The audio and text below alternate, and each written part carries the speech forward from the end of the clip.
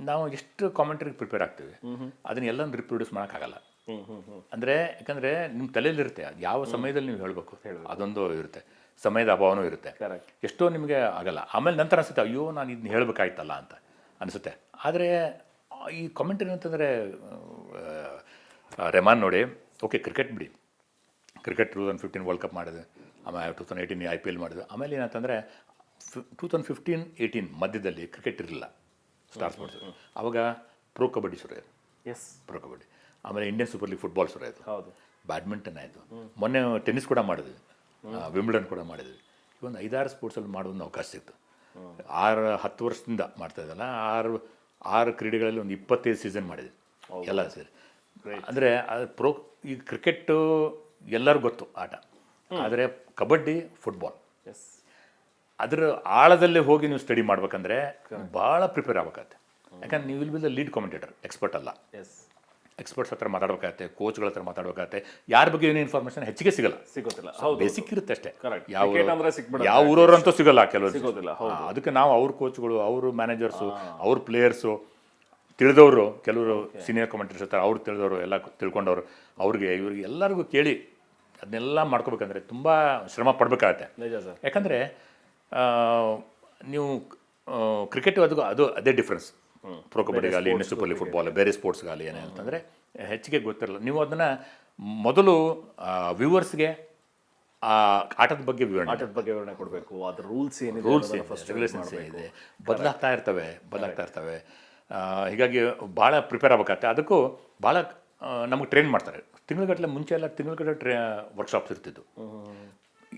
Pro ಕಬಡ್ಡಿಯಲ್ಲಿ ನೋಡಿ ನೀವು ಒಂದೊಂದು ಸ್ಕಿಲ್ಗಳಿರ್ತವೆ, ರೇಡರು, ಡಿಫೆಂಡರು, ಟ್ಯಾಕಲ್ಲು, ಆಮೇಲೆ ಕಿಕ್ಕು, ಯಾವ kick, running kick, hand touch, running hand touch, scorpion kick, ಆಮೇಲೆ tackle ankle hold, thigh hold, back hold, ಅಂದರೆ ಎಷ್ಟೊಂದು ರಿಸ್ಟ್ ಹೊಸದಾದೊಂದು ರಿಸ್ಟ್ ಹೋಲ್ಡ್. ಅಂದರೆ ಎಲ್ಲ ಭಾಷೆಯಲ್ಲೂ ಆ ಪದ ಬಳಕೆ ಒಂದೇ ಇರುತ್ತೆ. ನೀವು ಮರಾಠಿಯಲ್ಲಿ ಹೋಗಲಿ, ಬಂಗಾಳಿ ಹೋಗಲಿ, ಮಲಯಾಳಂ ಹೋಗಲಿ, ಇಂಗ್ಲೀಷ್ ಹೋಗಲಿ, ಕನ್ನಡ ಹೋಗಲಿ, ತಮಿಳು, ತೆಲುಗು ಎಲ್ಲರೂ ಒಂದೇ, ಅದೇ ಸ್ಕಿಲ್ದು ಬರುತ್ತೆ. ಅದಕ್ಕೆ ಅವರು ವಿಶ್ಲೇಷಣೆ ನಡೆಸ್ತಾ ಇರ್ತಾರೆ. ಅದರಲ್ಲೂ ನಾವು ಆಗಿದ್ದೀವಿ. ಯಾಕಂದ್ರೆ ನಾವು ಪ್ರೋ ಕಬಡ್ಡಿ ಶುರುವಾಗಿ ನೆಕ್ಸ್ಟ್ ಇಯರ್ ಶುರು ಆಯಿತು. ಅಂದರೆ ರೀಜನಲ್ ಲ್ಯಾಂಗ್ವೇಜಲ್ಲಿ ಕನ್ನಡ, ತಮಿಳು, ತೆಲುಗು ಅವೆಲ್ಲ. ತಮಿಳು ನಂತರ ಬಂತು, ಕನ್ನಡ, ತೆಲುಗು ಎಲ್ಲ, ಹಿಂದಿ ಇತ್ತು. ಸೊ ಆವಾಗ ಅವು ವರ್ಕ್ಶಾಪ್ಸ್ ಇರ್ತವೆ. ಪ್ರತಿ ವರ್ಷ ಆಡಿಷನ್ ಮಾಡ್ತಾರೆ. ಅವಾಗ ಆಡಿಷನ್ ಪಾಸ್ ಆಗಬೇಕಾಯ್ತು. ಇಂಡಿಯನ್ ಸೂಪರ್ ಲೀಗ್ ಫುಟ್ಬಾಲ್ಗೂ ಆಡಿಷನ್ ಪಾಸ್. ನಾವು ಫುಟ್ಬಾಲ್ ಕವರ್ ಮಾಡಿದ್ವಿ. 2006 ವರ್ಲ್ಡ್ ಕಪ್ ಆಲ್ ಇಂಡಿಯಾ ರೇಡಿಯೋಗೆ ಫುಲ್ ವರ್ಲ್ಡ್ ಕಪ್ ಕವರ್ ಮಾಡಿದ್ವಿ. ಇನ್ ದ ಸೆನ್ಸ್ ಕವರ್ ಅಂದರೆ ಏನು, ಕಾಮೆಂಟ್ರಿ ಅಲ್ಲ. ಪ್ರತಿ ದಿವಸ 2-3 ಮ್ಯಾಚ್ ಇತ್ತು. ನೋಡಿಬಿಟ್ಟು ರಾತ್ರಿ ಸ್ಕ್ರಿಪ್ಟ್ ಮಾಡಿ ಬೆಳಗ್ಗೆ ಹೋಗಿ 6:30 ರೆಕಾರ್ಡ್ ಆಗ, ಅಲ್ಲಿ 8 ಗಂಟೆಗೆ ಪ್ರಸಾರ ಆಗುತ್ತೆ. ಹಾಗೆ ಆ ರೀತಿ ಕಂಟಿನ್ಯೂಸ್ 32 ದಿವಸ ನಾವು ಮಾಡಿದ್ವಿ 2006 ವರ್ಲ್ಡ್ ಕಪ್. ಆಮೇಲೆ ಮಿಕ್ಕ ಇದಕ್ಕೂ ಕೂಡ ಏಷ್ಯನ್ ಗೇಮ್ಸ್ ಆಗಲಿ, ಒಲಿಂಪಿಕ್ ಇನ್ನೂ ಮಾಡ್ತಾನೆ ಇದ್ವಿ. ಕನ್ನಡದಲ್ಲಿ ಹೈಲೈಟ್ಸ್ ಮಾಡ್ತಾ ಇದ್ವಿ.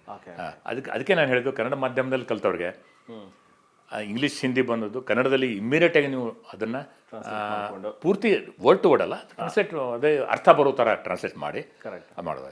ಸೊ ಅದೊಂದು ದೊಡ್ಡ ಚಾಲೆಂಜ್ ಇರ್ತಿತ್ತು. ಕೆಲವೊಂದು ಸರ್ತಿ ಖೇಲೋ ಇಂಡಿಯಾ ಮಾಡ್ತಿರ್ತೀವಿ, ಏನು ತೋರಿಸಲಿದ್ದಾರೆ ಅದು ಗೊತ್ತಿರಲ್ಲ. ಯಾಕಂದರೆ ಅದ್ರ ಬಗ್ಗೆ ಏನೋ ನಿಮ್ಗೆ ಗೊತ್ತಿರಲ್ಲ. ಯಾರು ಪಾರ್ಟಿಸಿಪೇಟ್ ಮಾಡ್ತಾಯಿದ್ರೆ ಆಟಗಾರ ಯಾರು. ಖೇಲೋ ಇಂಡಿಯಾದಲ್ಲಿ ಭಾಳ ಜನಪ್ರಿಯವಾಯ್ತದು.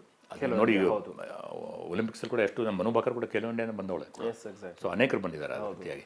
ಸೊ ಅವಾಗ ಕೂಡ ದೊಡ್ಡ ಚಾಲೆಂಜಿಂಗ್ ಇರುತ್ತೆ.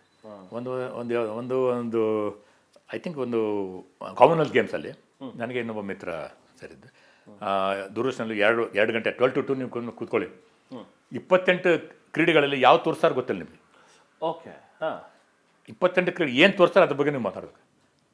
ಸೈಕ್ಲಿಂಗಲ್ಲಿ ಎಷ್ಟು ವಿಶಿಷ್ಟವಾದ ಶೈಲಿಗಳಿವೆ, ಅದನ್ನೇ ಹೆಂಗೆ ಅದು ಅಷ್ಟು ನೀವು ಫಾಲೋ ಮಾಡ್ಬೇಕಾಗತ್ತೆ. ಅಷ್ಟು ಕ್ರೀಡೆಗಳ ಬಗ್ಗೆ ನಿಮ್ಗೆ ಗೊತ್ತಿರ್ಬೇಕಂದ್ರೆ ನಿಮ್ಗೆ ಶ್ರಮ ಪಡಲೇಬೇಕಾಗ್ತದೆ ಅದೆಲ್ಲ. Sir, any such tough situation ಯಾವುದಾದ್ರೂ ಒಂದು ನಿಮಗೆ ಈ ಕಮೆಂಟ್ರಿಲಿ ಈಗ ಆರಂಭದ ದಿನಗಳಲ್ಲಿ ಸ್ಟಾರ್ಟ್ ಮಾಡಿದಾಗ ತುಂಬಾ ಟಫ್ ಅನಿಸಿದ್ದು ಆ ಥರದ್ದು ಯಾವುದಾದ್ರೂ ಒಂದು ಇನ್ಸಿಡೆಂಟ್ ಸರ್? ಟಫ್ ಅನಿಸಿದ್ರೆ ನಾನು ಶುರು ಮಾಡಿದ್ದು ಆ್ಯಕ್ಚುಲಿ ಆಲ್ ಇಂಡಿಯಾ ರೇಡಿಯೋಗೆ ಪುರುಷೋತ್ತಮ್ ಅಂತಿದ್ರು. ನಂತರ ಅನೇಕ ಅವ್ರು ಬಂದರು. ರೇಣುಕಾ ಪ್ರಕಾಶ್ ಆಗಲಿ, CN ರಾಮಚಂದ್ರ ಆಗಲಿ, ಶಿವಕುಮಾರ್ ಆಗಲಿ, ಇವರು ಎಲ್ಲರೂ ಇದ್ದರು. ಅಂದರೆ ಅವರು ಒಂದು ಸಡನ್ನಾಗಿ ಅವ್ರು ಹೇಳಿದ್ರು, ಇಲ್ಲ ನ್ಯಾಷನಲ್ ಗೇಮ್ಸ್ ನಡೀತಾಯಿತ್ತು, ನೀವು ಡೈವಿಂಗು ಮತ್ತು ವಾಟರ್ ಪೋಲೋ ಹೋಗಿ ಕಾಮೆಂಟ್ರಿ ಮಾಡೋದು. ಆವಾಗ ಹೋದ ತಕ್ಷಣ ನೀವು ಏನು ಮಾಡಬೇಕಂದ್ರು. ಸೊ ಅದರದ್ದು ಬ್ಯಾಕ್ಗ್ರೌಂಡ್ ಬೇಕಾಗ್ತದೆ. ನನಗೆ ತೀರಾ ಇಂಟ್ರೆಸ್ಟಿಂಗ್ ಅಂತ ಹೇಳ್ಬೋದು. ಕಷ್ಟದ ನಾನು ಶುರು ಮಾಡಿದ್ದೆ ಸ್ಕೂಲ್ ಕ್ರಿಕೆಟ್ ಹೋಗ್ಬಿಟ್ಟು ನೋಡಿಬಿಟ್ಟು ಲೀವ್ ಹಾಕಿ ಹೋಗ್ಬಿಟ್ಟು ನೋಡಿಬಿಟ್ಟು ರೆಸ್ಯೂಮೆ ಮಾಡಿ ಮ್ಯಾಚ್ ನೋಡಿಬಿಟ್ಟು ಬರೆದು ಡಿಕ್ಟಾಫೋನಲ್ಲಿ ತೊಗೊಂಡೋಗ್ತಿದ್ದೆ ಹುಡುಗರು ಇಂಟರ್ವ್ಯೂ ಮಾಡಿಬಿಟ್ಟು ಆಲ್ ಇಂಡಿಯಾ ಹೋಗಿ ಅದನ್ನು ಪ್ರಸಾರ ಮಾಡೋ ಅರ್ಧ ಗಂಟೆ ಆ ಥರ ನಾವು ಟ್ರೈನಿಂಗ್ ಶುರು ಆಗಿತ್ತು. ಓಕೆ. ಈಗ ಅನೇಕರು ತುಂಬ ಜನ ಕೇಳ್ತಾರೆ ನನಗೆ ಕಾಮೆಂಟ್ರಿಗೆ ಅವಕಾಶ ಕೊಡ್ರಿ ಅಂದರೆ ನಮ್ಗೆ ಇದೆಲ್ಲ ಆಲ್ ಇಂಡಿಯಾ ರೇಡಿಯೋ, ದೂರದರ್ಶನ, ಮಿಕ್ಕಿ ಚಾನಲ್ಸ್ ನಿಮ್ಮಲ್ಲಿ ಇದೆ ಎಲ್ಲ ಕಡೆ ಒಂದು ಟ್ರೈನಿಂಗ್ ಇತ್ತು, ಟ್ರೈನಿಂಗ್ ಪೀರಿಯಡ್ ನುರಿತದ್ದು ಅದರಲ್ಲೇ ಅಂತ ಹೇಳ್ಬೋದು. ಯಾಕಂದರೆ ನೀವು ಸೈಕಲ್ ಹೊಡಿಲಾರ್ದೆ ನೀವು ಸೈಕಲ್ ಕಲಿಯಲ್ಲ, ಮನೇಲಿ ಕೂತ್ಕೊಂಡು ಸೈಕಲ್ ಹೊಡಿತೀನಿ ಅಂತ ಆಗಲ್ಲ. ಸೊ ಅದು ಮಾಡಿದಾಗಲೇ ಇದಾಗೋದು. ಒಮ್ಮೆ ಹೋಗ್ಬಿಟ್ಟು ಅಲ್ಲಿ ನಾನು ಕೂತ್ಕೋತೀನಿ ಅಂತ ಆಗೋದಿಲ್ಲ. ಕೆಲವರು ಆಗ್ಬೋದೇನೋ, ಬಟ್ ಬೇಸಿಕಲಿ ಅದು ಆಗೋದು ಭಾಳ ಕಷ್ಟ ಆಗುತ್ತೆ.